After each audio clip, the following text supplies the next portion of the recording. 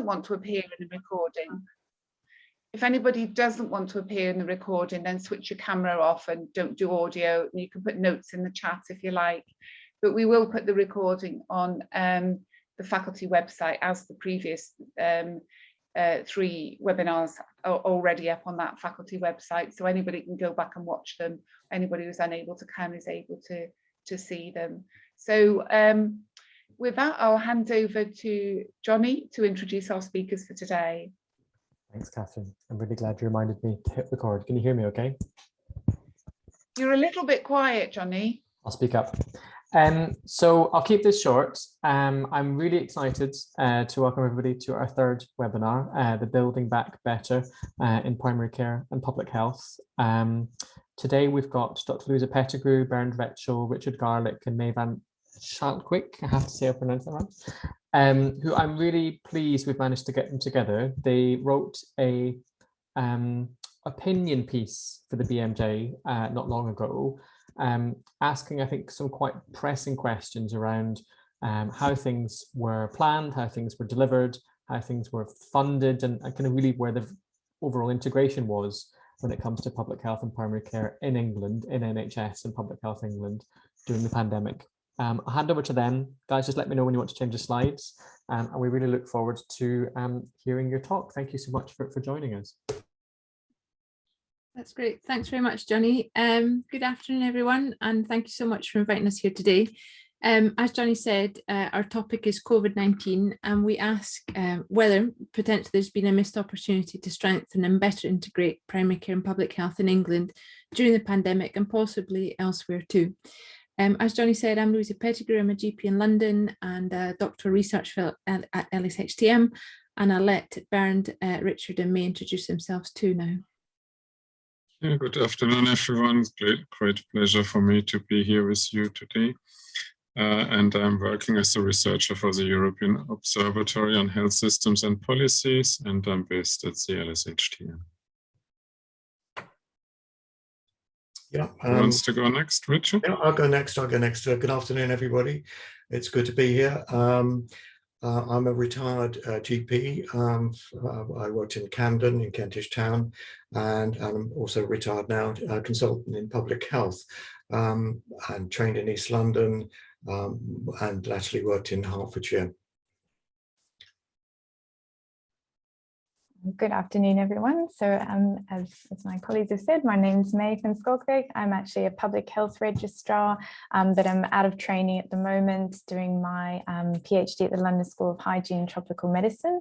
So I'm actually kind of on an academic dual training, and I focus on very much the commercial determinants of health. I've been interested in policy and influence.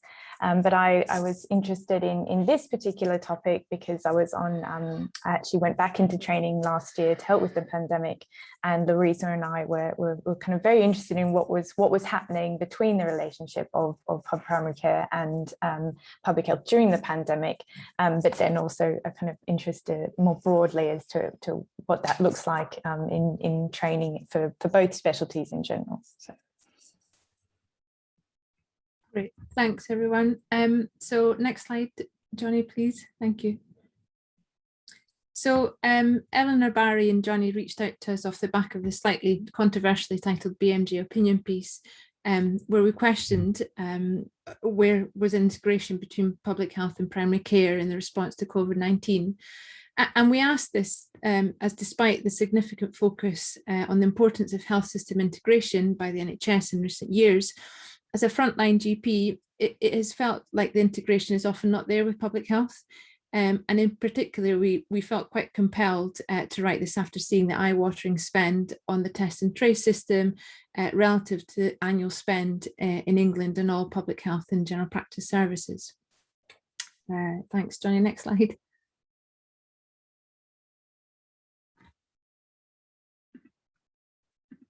So, like I said, this is just an opinion piece. It is just an opinion piece, which is based on our personal experiences.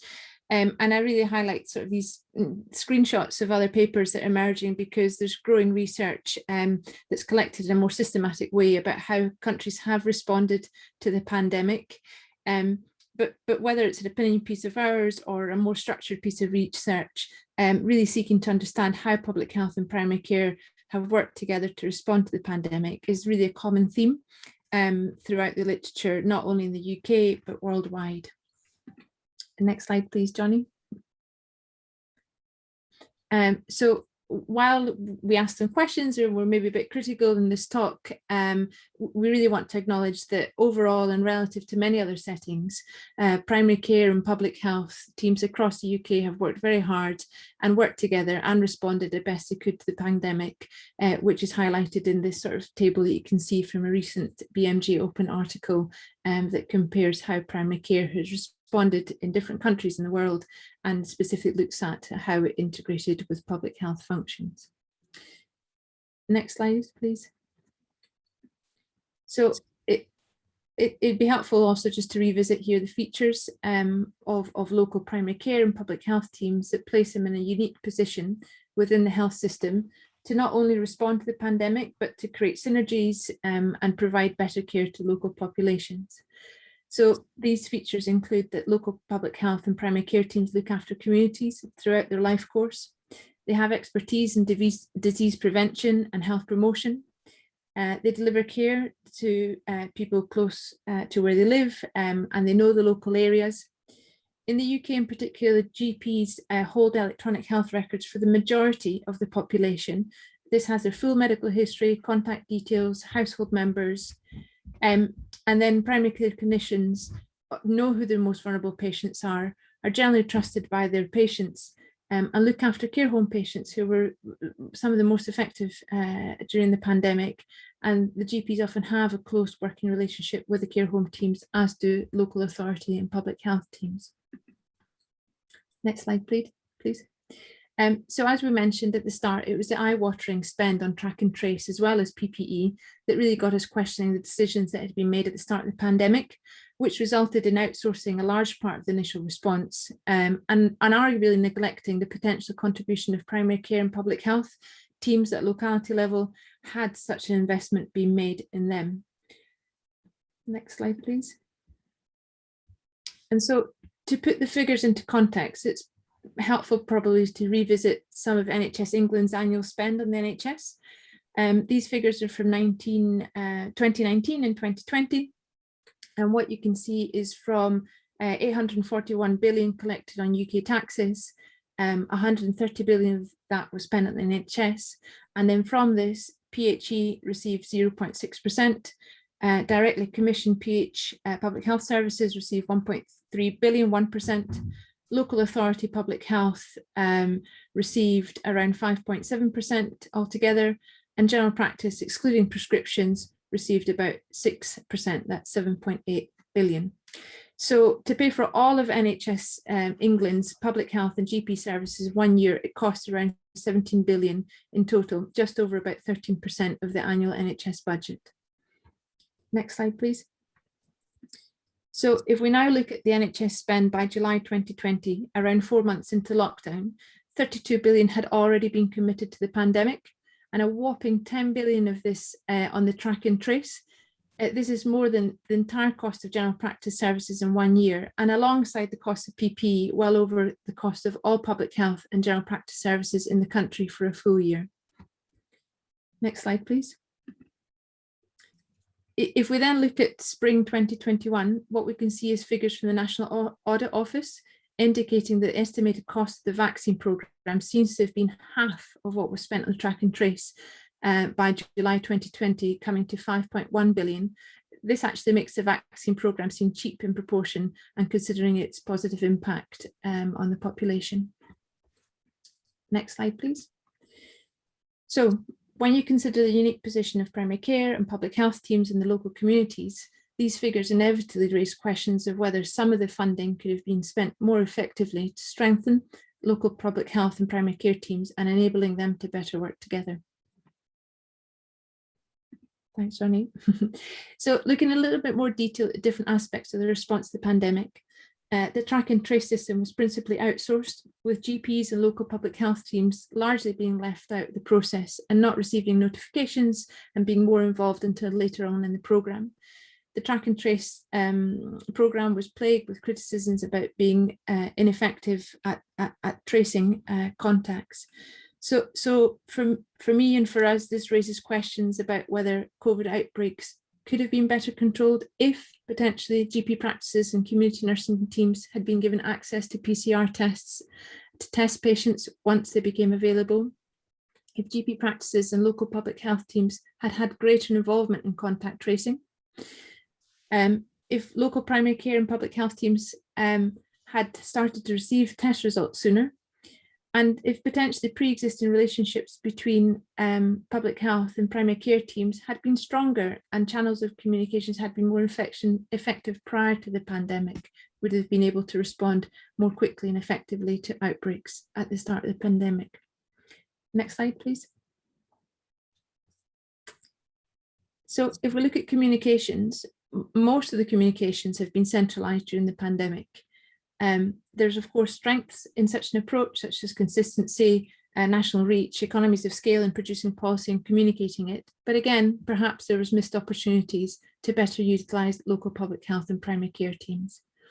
It raises questions, for example, such as had there been clear national guidelines about how local public health and primary care teams could or should work together during a pandemic, whether outbreaks would have been better controlled.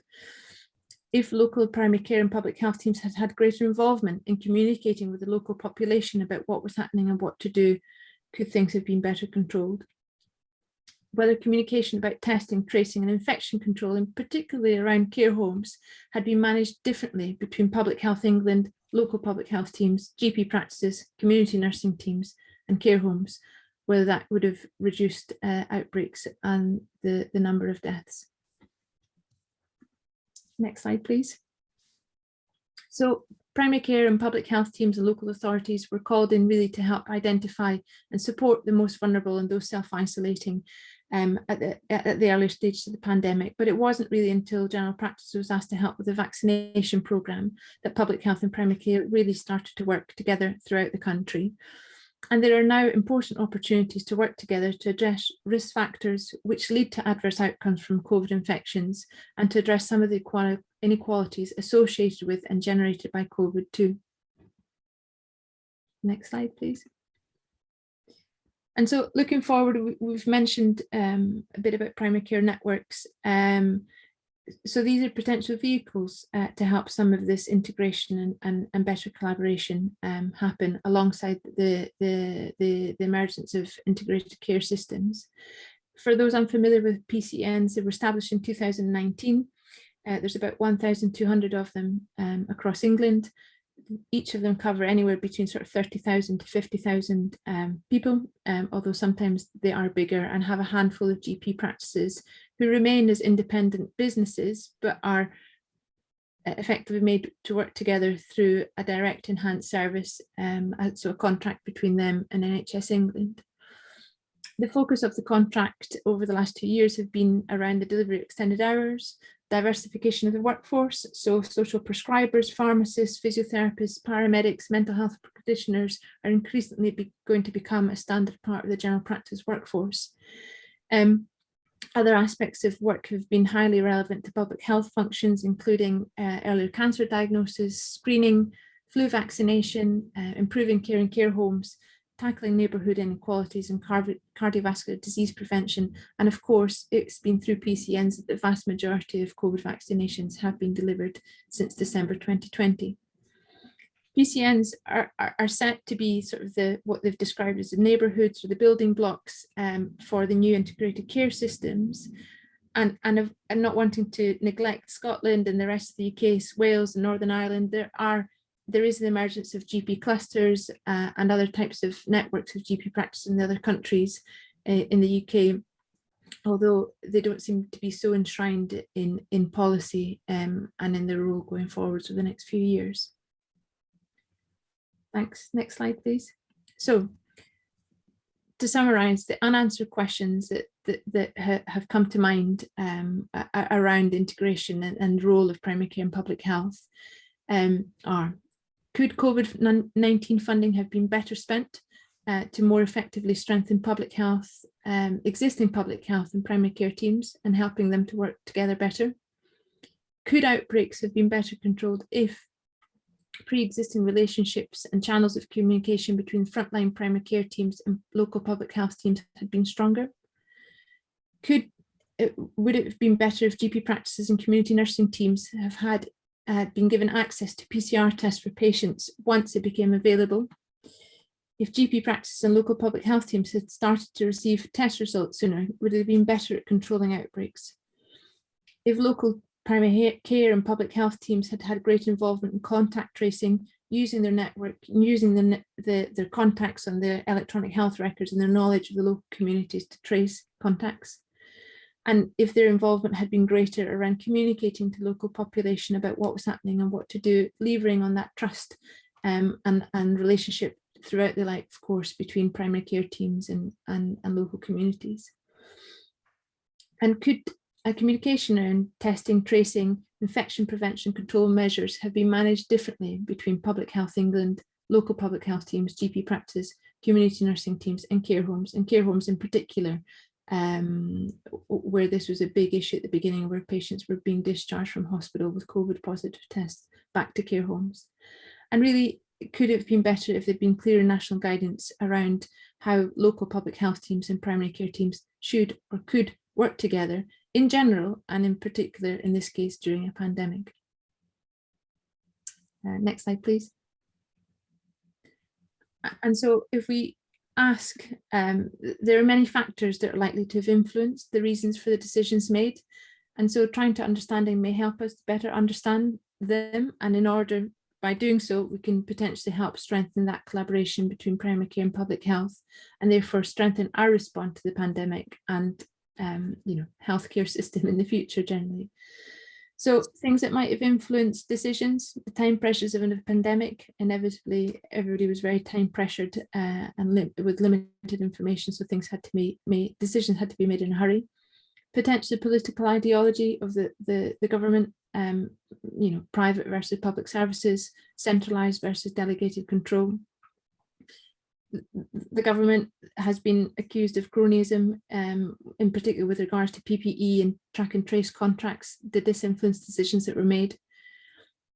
There was potentially a lack of clear guidance on how public health and primary care integration should work in the UK, although Bernd will talk now that there are frameworks about how to approach this.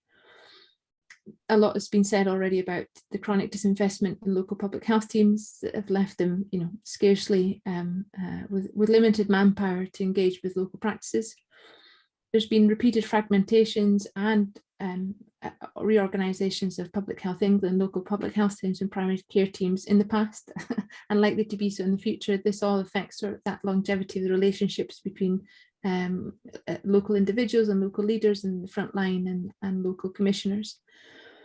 There's been a lot of pressure in general practice and primary care in general. You see it in the news. Perhaps clinical pressures and workforce shortages led to limited response. Primary care networks, although potential vehicles now, they are relatively immature organisations. They've only been around for a couple of years, and they're still networks, so they're not legal entities in themselves. Potentially the independent contractor status of GPs, which gives them significant autonomy about what they may or may not wish to do. And also, as we'll discuss further, limited public health training for primary care clinicians and vice versa, which can sometimes result in people saying, well, that's not my job, when they're asked to get involved in aspects of work. So I'll hand over now to Bernd, thanks very much, who will talk you through some of the work that he's done to understand the theory and evidence around integrating primary care and public health. Yes, thanks very much, Luisa. So what I'm going to talk about is following a slightly different angle on the topic. It builds on a policy brief that we, from the observatory, published in 2019. We had been asked by the Ministry of Health of Austria, which is one of the partners of the observatory, to help them and support them in reforms. They were undertaking quite ambitious reforms to their primary care system to the way primary care operates in the country, and they were also interested in how to strengthen public health in the process. So this is the background for the policy brief we undertook.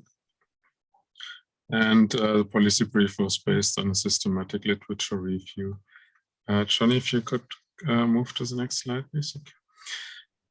So yeah, to start with, there's in the policy, if I haven't put it now in the presentation, but there is some sort of the idea of two large circles of different functions of public health and primary care. And the idea is that they overlap in some areas and don't overlap so much in other areas.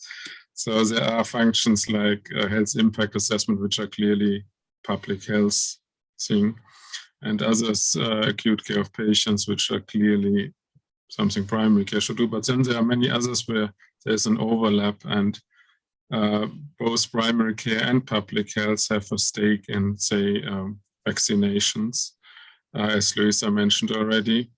So this is something where then integration is particularly important.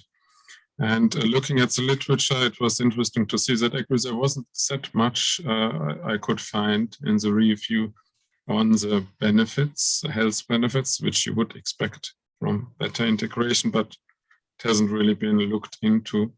But what I found interesting is that there are also risks involved if additional functions, additional tasks are added to the existing ones without additional resources, and this is only placing an additional burden on GPs, for example, and will not be seen positively. Yeah, and then much of the literature is on the US, but I think that what is interesting are some of the conceptual ideas of how to approach this issue, which are also relevant to us in Europe. Yeah, next slide, please. So one of these ideas is of integration being a continuum. So it's not a question of yes or no, but more a question of say more or less of it. So there can be, the two areas can be completely isolated, and in some countries in Europe, they do run in parallel. Or they can be more integrated, going up to being completely merged. So there is a sort of always, probably in most countries, scope for improved integration. Next slide.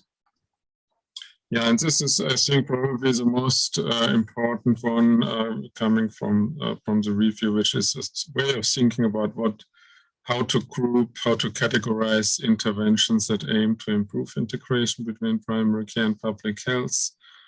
And this has been already set out in the literature as one of the ways that you can think about this topic.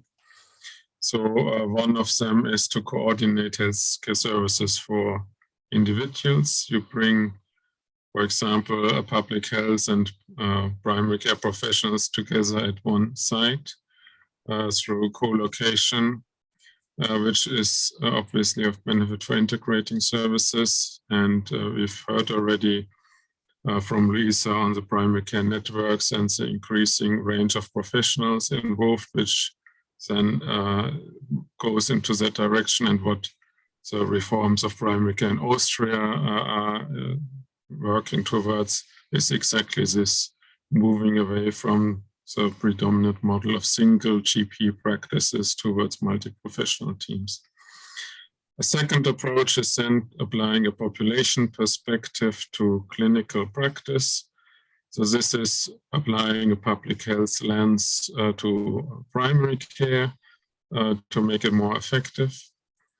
Third, identifying and addressing community health problems. This is using the information, the insights from primary care on the main problems in their catchment area to inform public health, to tell them what should be happening. Then for strengthening health promotion and disease prevention, very broad category. This can involve both primary care, more specifically interventions, but can also go beyond primary care and say improving access to community services which help to improve health promotion and disease prevention. And then finally, collaborating around policy, training, and research. And here, Luisa has already alluded to the question of test and tracing and test results and so on.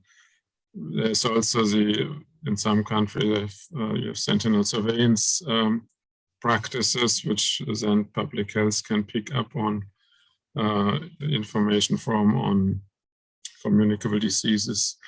And we will hear more from Richard and May on these issues of training in a second. Next slide, please. Yeah, and then another way of thinking about this topic is different factors that can help or hinder integration.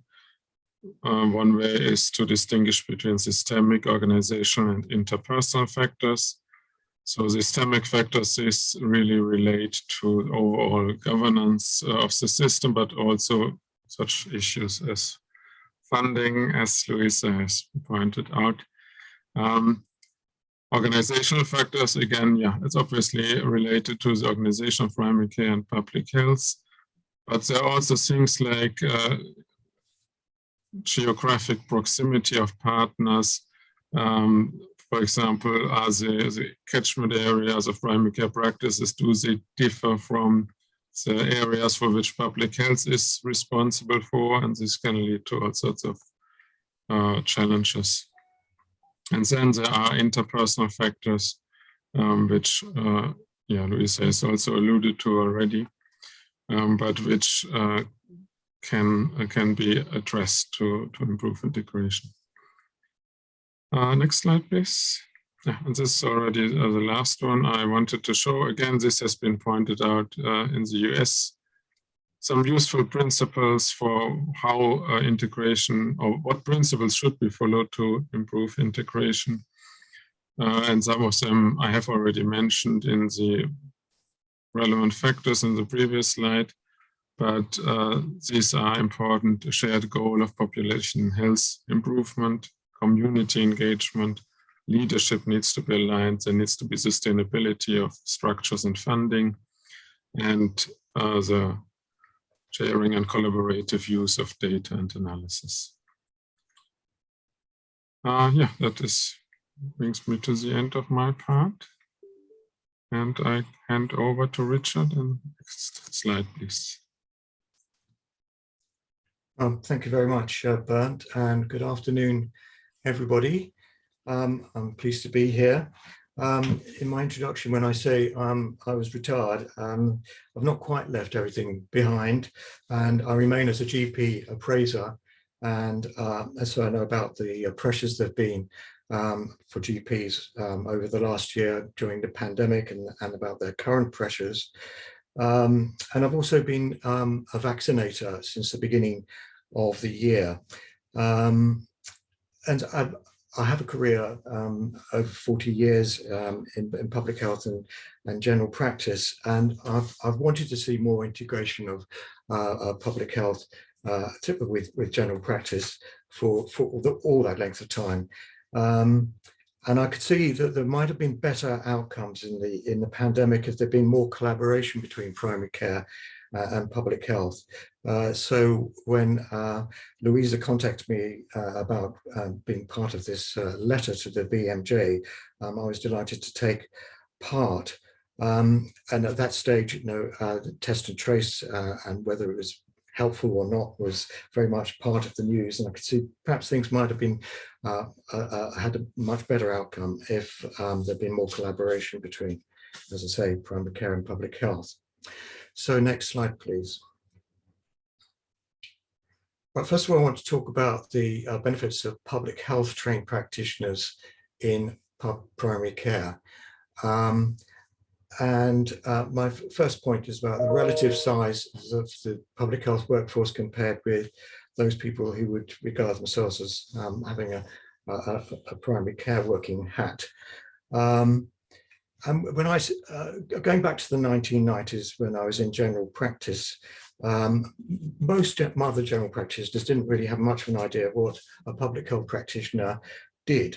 And I'd be asked my opinion about management of a particular communicable disease, but that would be about it in relation to my public health knowledge.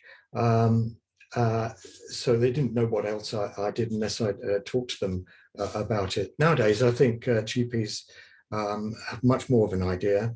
They've been involved in commissioning healthcare for many years. But this pandemic has particularly emphasized the communicable disease function, not only in the GP world, but also with regard to the current government. And often the scarcity of public health people is combined with geographical separations, with public health teams in England, at least, working at county level and perceived to be distant from local needs and concerns. And to some extent in this technological age, and here we are having a Zoom meeting, this can be overcome to some extent, but you need a good communication strategy. And as an example of that, I live part-time in Cumbria, and as a resident in in a small hamlet in Cumbria, I got an email from the local director of public health, which had come through a cascade system, and it was a video of him talking about local policies and why things needed to change. And in his view, what was the best thing to do for the local population. So even though he must be part of a small team, he managed through a cascade system to get the messages across even to the email boxes of local residents. So those downsides of being a small team can be overcome. And that brings me to my second point about this multi-professional primary care team, which has been talked about in previous presentations.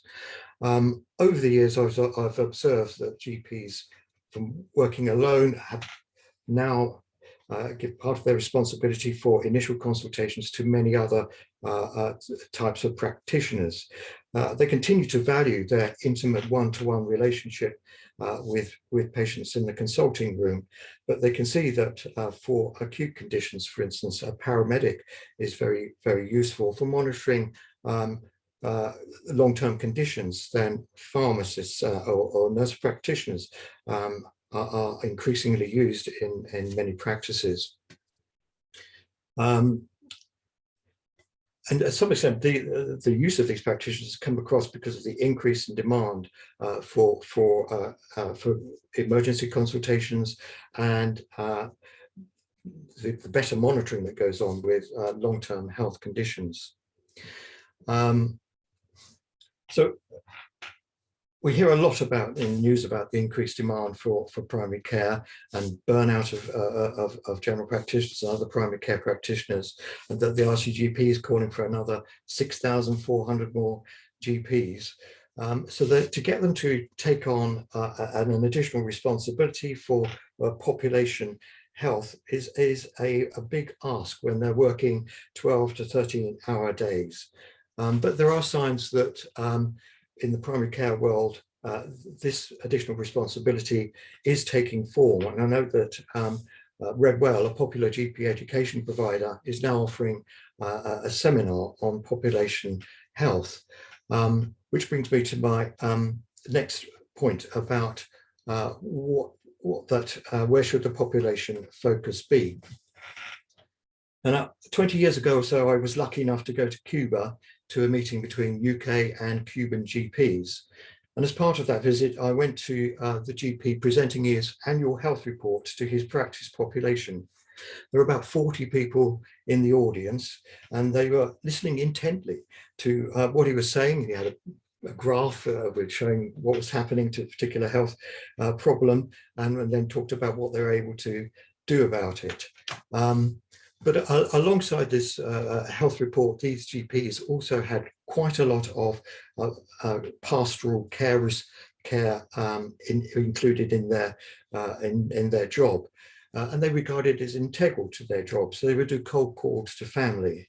One of the papers provided for this seminar to us as speakers talked about Judah Hart doing exactly the same thing. And on Fridays, he would reserve his time to go and visit every family on his list every 2 years and visit schools. We don't currently incorporate a lot of that pastoral care in terms of cold cares because of the pressure of demand on appointments. Practice level might be too small a level to think about health reports as they're doing in Cuba. So Louisa's talked about primary care networks, and this might be a reasonable level of population of 50,000 or so to talk about the health reports, reporting what can be done to alleviate ill health, together with the effectiveness of local programs to address risk factors and reduce health inequalities. So next slide, please. So let's look at the alternative side of the question, the benefits of a primary care practitioner to public health.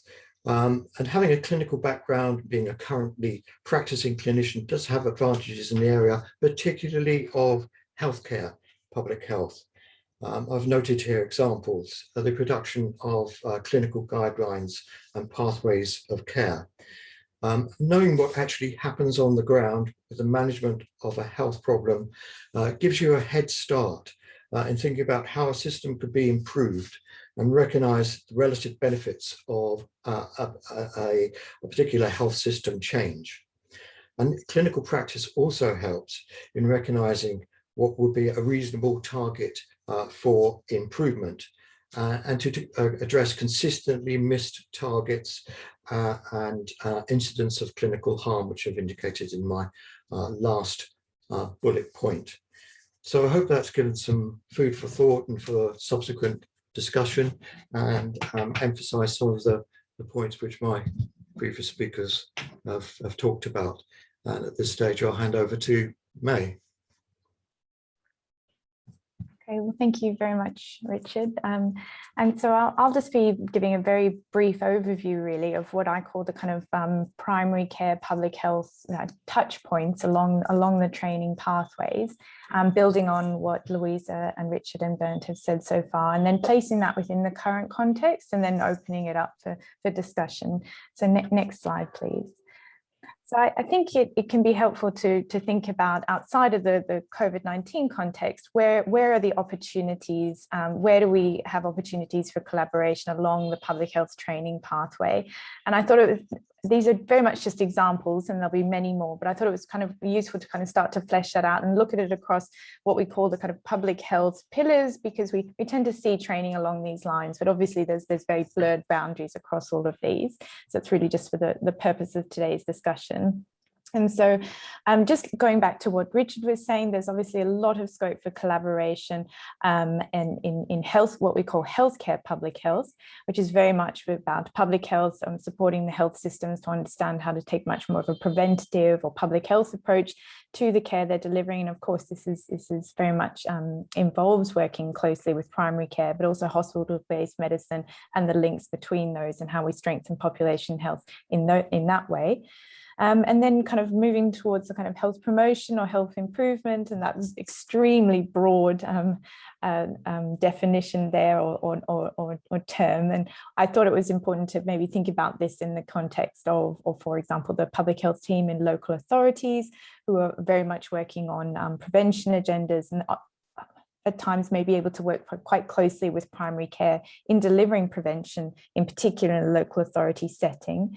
But of course, and many people on the call today will recognise that that will be very diverse between different local authorities and also between different nations, Scotland versus Wales versus Northern Ireland and then England, depending on the setup in the local authority. And also it will change with time as the public health team has become more or less integrated into local authority.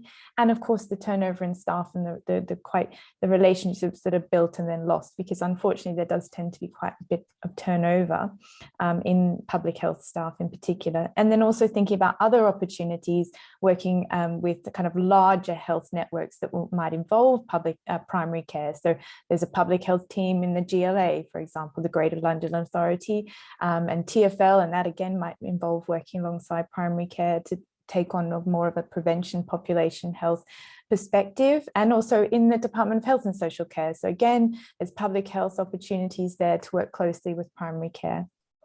And then I think more back in the context of what we've been talking about with COVID-19 is understanding that actually there's a lot of working relationships in health protection, so infectious disease prevention and dealing with outbreaks, but even at the individual case level there, which I said, and there's often teaching opportunities where we can share our expertise and strengthen primary care's understanding and expertise in health protection. And then also thinking about having primary care clinicians actually coming and working within the public health team. And I personally have worked quite alongside many people from the public health setting who come and understand a bit better the role of health protection and those opportunities for synergistic working between primary care and public health.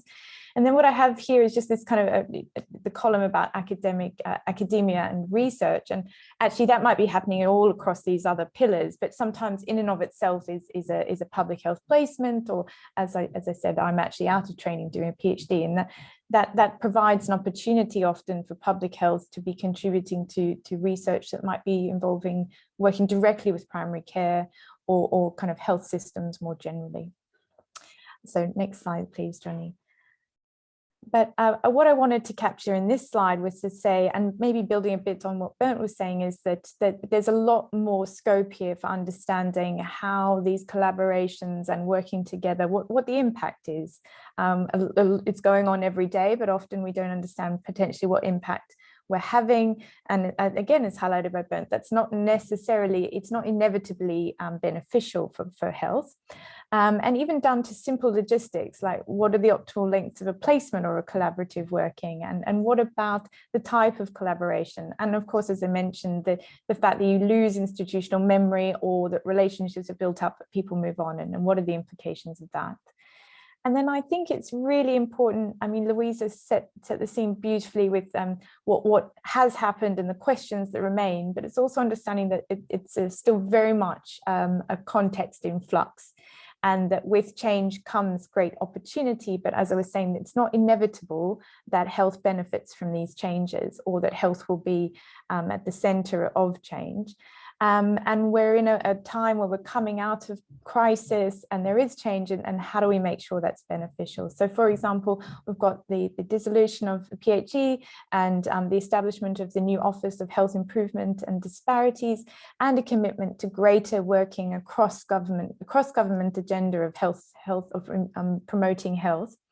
And then we've also got you know, these changes will obviously pose challenges, but how do we work together as primary health and public health, primary care and public health, draw on the evidence and advocacy to make sure that actually change is beneficial for public health and for population health and health more generally, and how we can work together in doing that. And I think another thing to consider is that it's not just the pandemic, it's the impacts of Brexit, it's the impacts of austerity post a previous crisis, and understanding how we can learn from what happened in those crises. So we know, for example, after the global financial crisis, that actually the response to that crisis led to, you know, a lot of detrimental impacts on health, particularly the most deprived and the most vulnerable. And how can we learn from those crises to really, you know, ensure that actually we don't just repeat what happened before. And I think primary care and public health often have a very important role in advocating for that longer term view and that investment in health. And often what you see in times of crisis and change is that you get very, you can often get bogged down with quick fixes and immediacy. And Luisa referred to that as well, is that maybe we don't take enough time to actually say, but what do we need for health, and particularly in the longer term, and keeping that focus on the wider determinants of health. So of course, you know, we see a lot of discussion at the moment of investing in the health system, but what about those other systems that have as much implication for people's health and beyond the health system? And obviously we have, and as primary care and public health, have an important role in helping people understand and keep that focus. And these kind of talking points lead us on to the next slide, which is to open it up for discussion.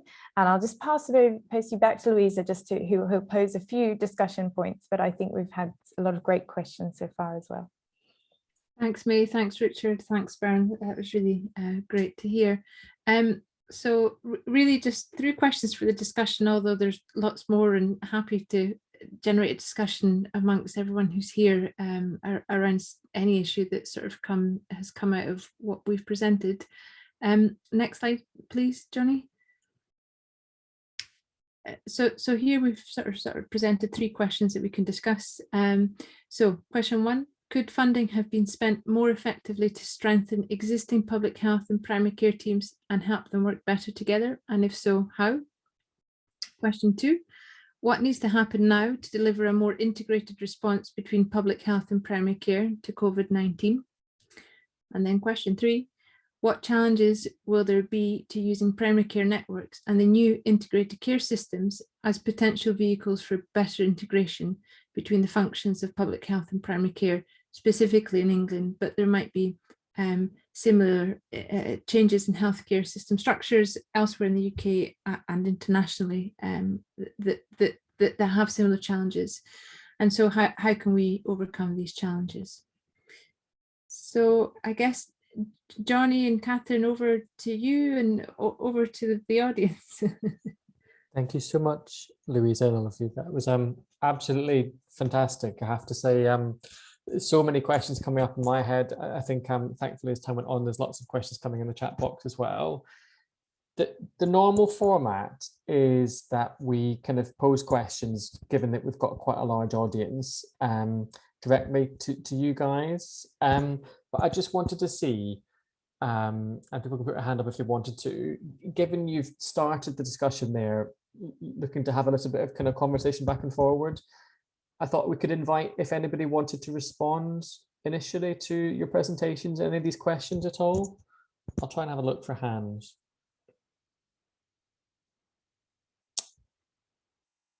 Whilst people put their hands up, I'll start going through the questions. So Luke Allen, Luke's part of our special interest group, many people know him very well, asked, what is the capacity, I suppose, in general practice and primary care for engagement with public health? And he also asked a follow-on question, which one of those 5 domains that Bernd mentioned should be prioritized? Happy for any of the speakers to answer that question, obviously. So I'm happy to try and answer the general practice one, and I'll let Bernd answer the one about the which one of the priorities or the approaches. So, you know, in a nutshell, I don't think there's capacity now in general practice as there is. It's just not coping. I think there was a period where it was a bit quiet at the beginning of the pandemic, where people didn't reach out and use healthcare services. And now there's a rebound effect, and obviously, you know, people need their GPs, and GPs are very, very stretched. But it's not to say that you know, the time and resources cannot be made to do this work. So, for example, through PCNs, there's clinical directors, of which I'm one, a clinical director of a PCN. There is time in my week set aside not to be delivering clinical practice, but to be thinking about sort of strategies and working together with local stakeholders.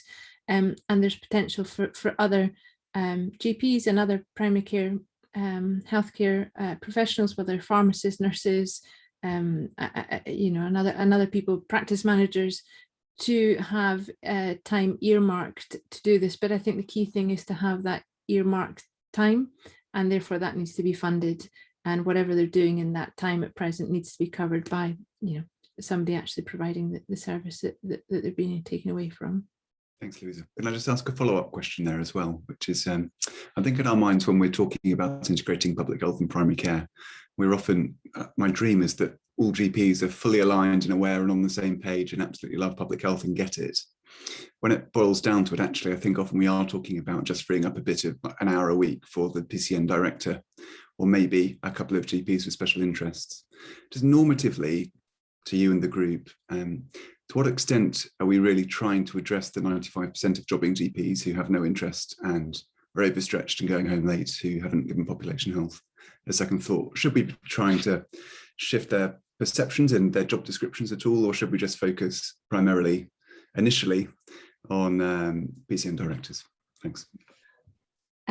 So I think you need to focus on both. So, you know, the sort of the leadership group within the PCN is just one part of it, but then that then needs to be communicated with the wider team, because they're crucial in sort of delivering the care and quality improvement. So there then needs to be time for the rest of the team to engage with, you know, as Richard described in Cuba, that presentation of the local health report, so that you can actually get, you know, your frontline teams understanding what's going on and how to tackle it.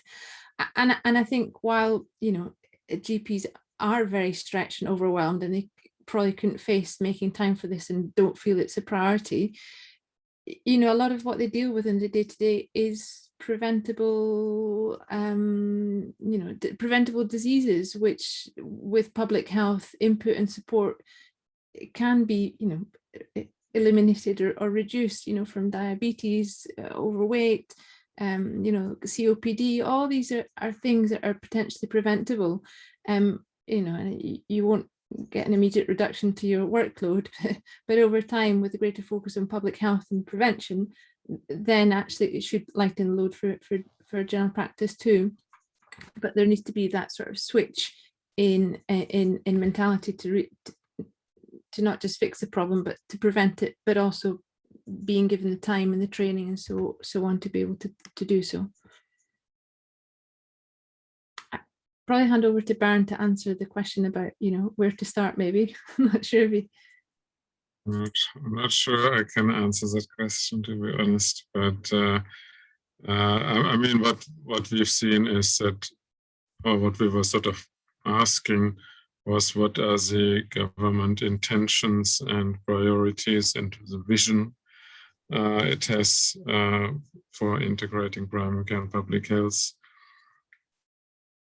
And if that's missing and the funding goes somewhere else, then it's getting very difficult. And I see that Connie has also pointed out a common vision and aligned incentives are crucial. I can fully agree with it. Thank you. Yeah, and just for our group as well, I just recognise that it's brought to the surface the fact that some of us are really passionate about different areas of these domains, and it would just be good for us to reflect on as a group. Is it all of these things that we're looking to push on, or is it one in particular? And I think Louisa really got us back to applying a population perspective to clinical practice.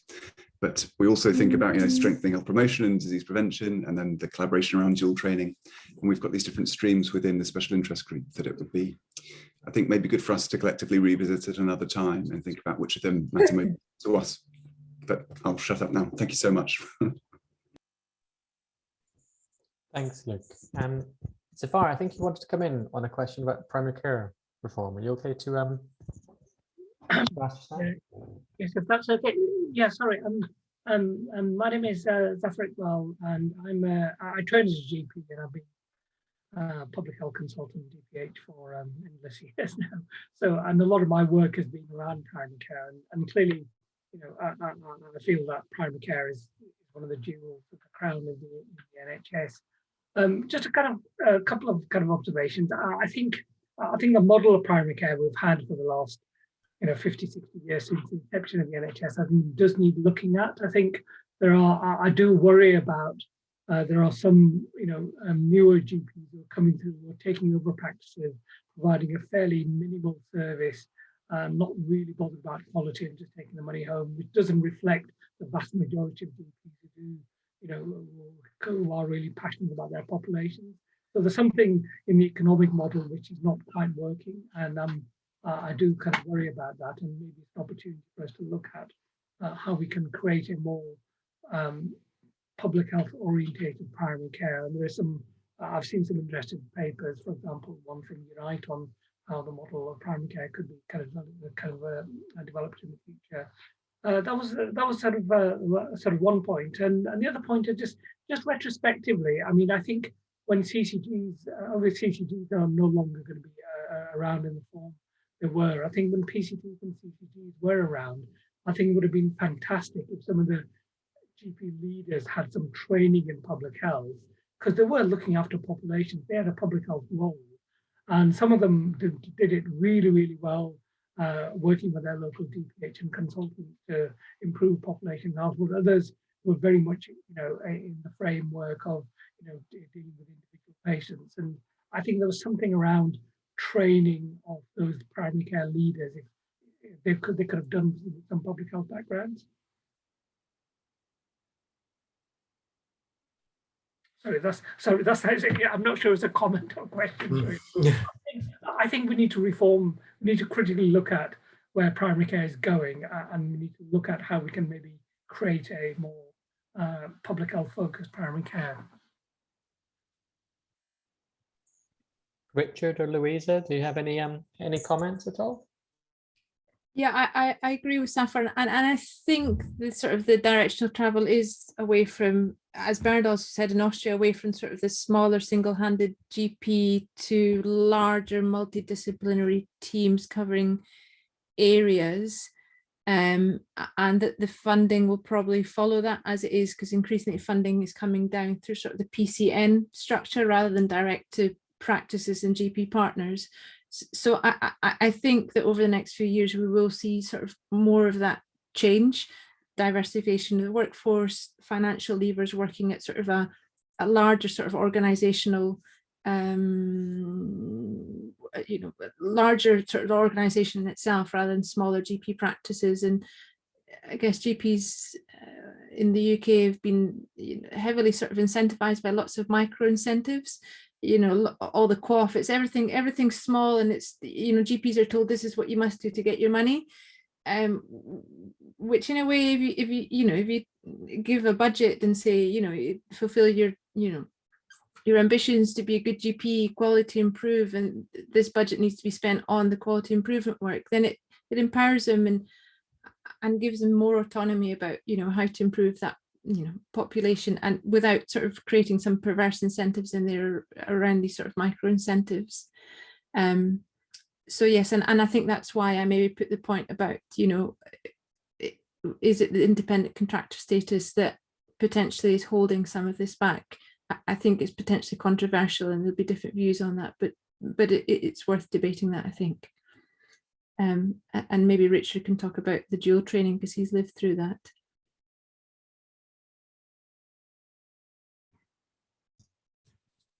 Yeah, for many years I sat on the kickoff group, which Louisa has alluded to in terms of targets for the management of particular conditions, usually long-term health conditions, and that was very effective in improving the care for people who actually had those particular health conditions, but didn't really look at a population health perspective for people who weren't included in cloth, for instance, which needs that population overview. And I think involving GPs more in population health, starts from their training, and spending time, as I know people who are attending this seminar are spending time in public health departments, but also in regard to the examination to get the qualification to be a general practitioner. I know when particular people with pressure groups for a particular disease felt that that disease wasn't being managed in primary care, there was pressure on the people who set the exam to set an exam question for that particular disease. And one can imagine a point in the future where there were population health questions in the RCGP exams that required you to think more broadly about reducing health inequalities on a population health perspective. So it starts from the very beginning, and training and the exam, and then further on. But I do think there's a role for somebody who has that full-time responsibility for public health, perhaps at the primary care network level, who could devote more time than is currently available to the average jobbing GP to just look at what's going on. And then present it to their colleagues, and then perhaps in practices at lunchtime meetings, which are usually very well attended, and there's lots of lively discussion.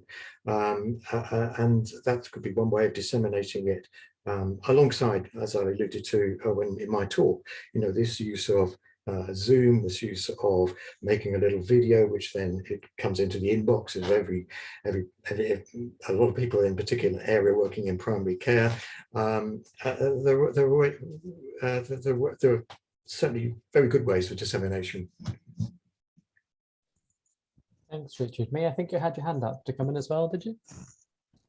Yeah, it was really just to kind of add on some of the points that have been made, and then maybe something just drawing on a part of Richard's talk that he spoke about primary care and public health, having this dual role in communication.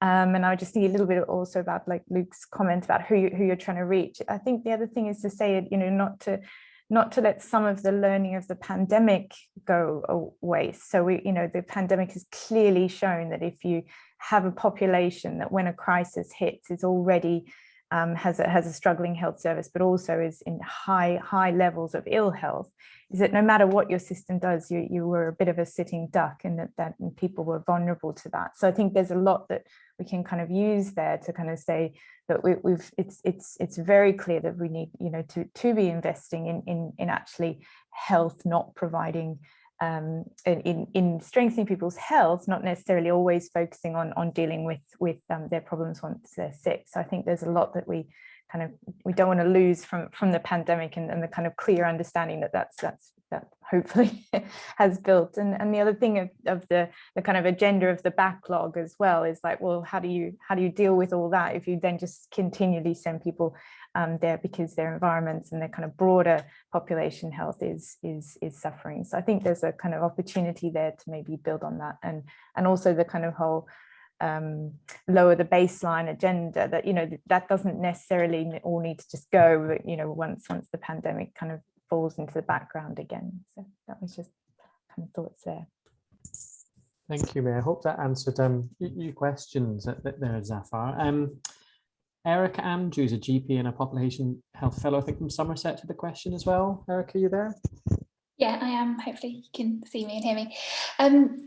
Given, Richard's talked a little bit about this, I think, but given that there's really significant challenges with getting dual accreditation in both public health and general practice, and the need for sort of closer working, I wondered whether there should be perhaps newer roles created, like almost like a formal GP with special interest role, and whether that would be something that would be beneficial going forward.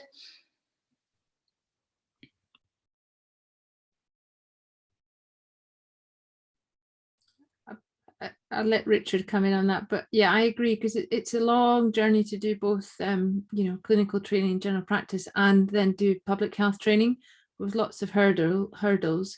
So it does feel that there might be some sort of halfway house that you do, I don't know, a master's program or some diploma, whether you're a GP or you're a public health clinician, that it gives you some expertise in the opposite field. And lets you sort of bridge that gap, what they call sort of becoming that boundary spanner between the two specialisms. I think it's quite tricky to find those roles as well. So I've been lucky enough to get a population health fellowship, and I am currently working through a master's, but it's just getting those opportunities and kind of getting a foot in the door, I think, is quite tricky. Yeah, agreed.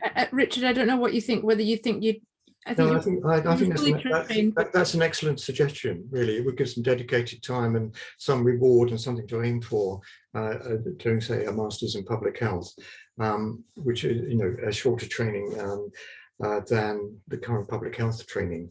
I think it's an excellent suggestion. How that might be brought about, and who designates who can be what a specialist interest in general practice, what the range of that can be. I'm not quite sure who's responsible for that. Yeah, the whole domain of special interest in certain areas within general practice has not been very well. There was a lot of discussion about it, and people have developed their own sort of ENT or ophthalmology, but it's not very well structured. So I wonder if this is one for, you know, the RCGP and Faculty of Public Health to get their heads together on, and perhaps, you know, accredit or design some form of course structure or recognition of qualifications that would give you that, you know, semi-dual accreditation in a way. Thank you both. Catherine, I don't know after this, so we're going to share obviously the slides and the video, but there seems quite a lot of interest, and perhaps some people coming on board with the integration paper that you and others have led on before, and I don't even know if we could share the paper to everybody just as yeah. If I could just have 10 minutes, me and Eleanor could have 10 minutes before we finish, just to pick up some of the things that people have talked about and where we're going with it in the group, if that's all right. Absolutely. Ellie was the last hand up, so I'll hand over to you guys. I think Ellie had a question first. Yeah, I mean, I personally find it really exciting to hear these conversations, you know, and to have it sort of thrashed out in this way. I'm currently pursuing dual academic training in general practice and public health, but I'm doing 9 years of specialist training to achieve that, and it's definitely been I'd say it's been a challenge and it's been made to be awkward. I would even say out loud, because you have to satisfy both training programs and yeah. Anyway, so I think there are some ways to do it, but it is almost made awkward by design, which is very unfortunate, I think, because I think there is huge value in, like, the reason I came back to clinical work was and the problem, to answer the final question, you know, about PCNs and ICSs, is it's almost too high level. You need that kind of asset-based insight into your local populations to really understand local population needs and where the gaps are in service provision and so on. Yeah, I think there are the answer to your question is that we are trying in discussions with the Faculty of Public Health, RCGP. I know there's work with academies on population health management, and there is ongoing work anyway within our SIG to try and advocate for exactly what you're describing and more opportunities for dual training, but also for, you know, not having to do dual training but still getting accredited formally for particular skills. But I agree with everything that's been said. I think we need to scale up capacity and make more use of primary care. And I think there is a huge amount of interest and energy within primary care that should be capitalized on. I would counter Luke's suggestion that it's only 5% who are really interested. It may be 5% that are afforded a formal role within a PCN, but I think there's a huge amount of interest and frustration in relation to prevention and population needs not being met and so on, and inequalities raging. Anyway, thank you. So I mean, that leads on a bit to we're trying to do a series of, last year we were talking about doing an integration, a paper on integration of primary care and population health in the COVID pandemic, which very much builds on and complements what your BMJ paper calls for. But we were trying to also, there is a paper being written between the Martin Marshall and Maggie Ray about the importance of this. And so really, if there are particular examples of best practice that we know of, we'd love to write those up as case studies for that paper to pass to Maggie Ray. But also, I think there's a wider piece and sort of some interviews and focus groups that we'd begun writing questions for last year. So if anyone is interested in developing that as to lead to an academic paper, I would, we'd very much value any input for that. So yeah, so we're I'll let Catherine take over, but about the wider work of our special interest group, but also about that that particular piece of work. If anyone, please email me directly. I'll put my email in the chat box. Thanks, Connie. But if anyone else, is interested in thrashing out some of the examples of integration where it's gone well and gone badly, and where we could do better in focus groups and interviews, we'd love to have you on board. Thank you.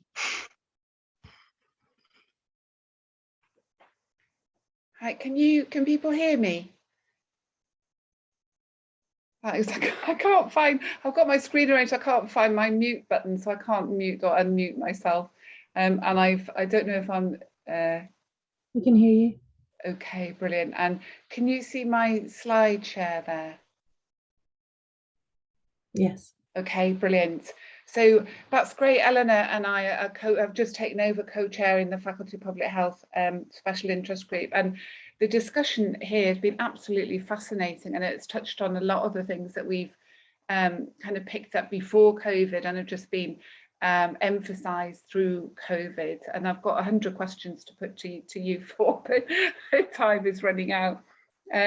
So I'm really interested in exploring the questions that you put up at the end there, Louisa, and maybe focusing through our group, which is, we're basically, the faculty is our home, isn't it? So we're a professional group.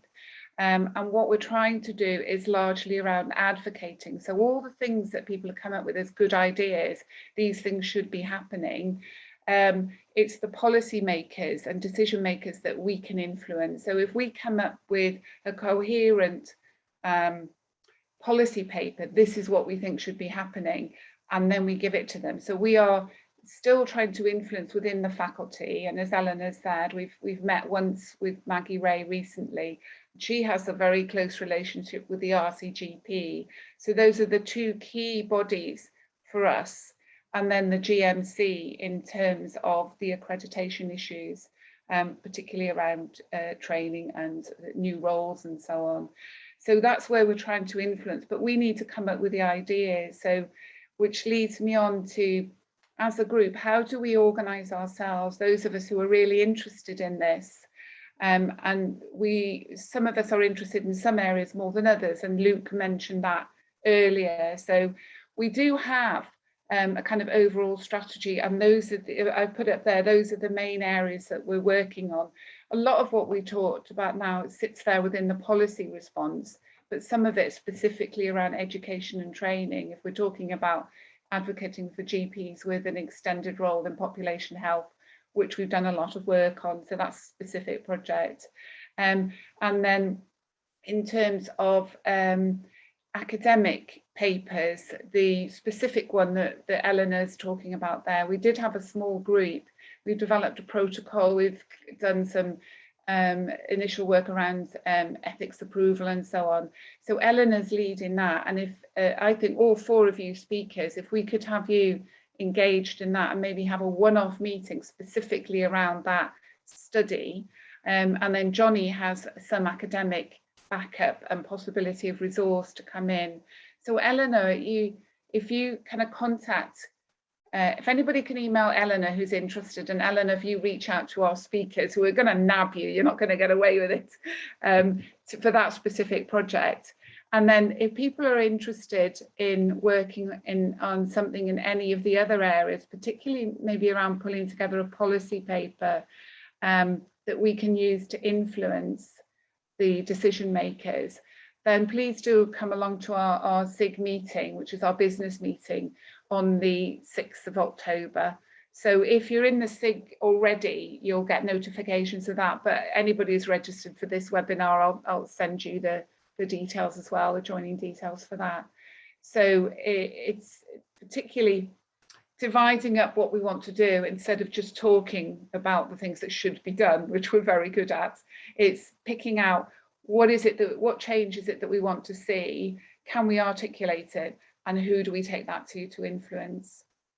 So that's me really. That's all I wanted to say. So the two things: a specific study on collaboration, and their sort of spectrum of awareness, cooperation, collaboration, partnership, merger between primary care and public health, plus the categories of where there's value and integration, I thought was really helpful. Because what we're looking at in this paper is collaboration. You know, what has COVID thrown up in terms of opportunities for collaboration? So like around the vaccination program delivery, but specific local examples, because we want to move beyond awareness and cooperation, which is where we're at the moment.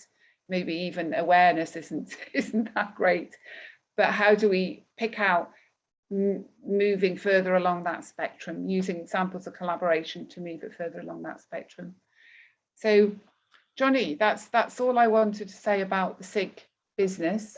If I hand back to you to maybe wind up for today.